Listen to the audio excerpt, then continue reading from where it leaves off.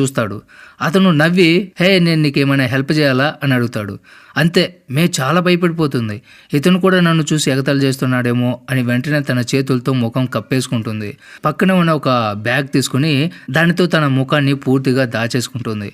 బహుశా సరిగ్గా ఆ క్షణంలోనే ఆమెకి ఒకటి అర్థమైపోతుంది. తన ముఖం కనిపించకుండా దాక్కున్నప్పుడు ఆమె చాలా సేఫ్గా ఫీల్ అవుతూ ఉంటుంది. అలా ముఖం దాచుకుని ఆమె జనాలతో మాట్లాడగలుగుతుంది, కొంచెం నవ్వగలుగుతుంది కూడా. ఆ రోజు నుంచి మే ఆ బాక్స్ని ఎప్పుడు తన ముఖం మీద ధరించడం మొదలు పెడుతుంది. ఇప్పుడు ఆ బాక్సే ఆమెకి స్నేహితుడు.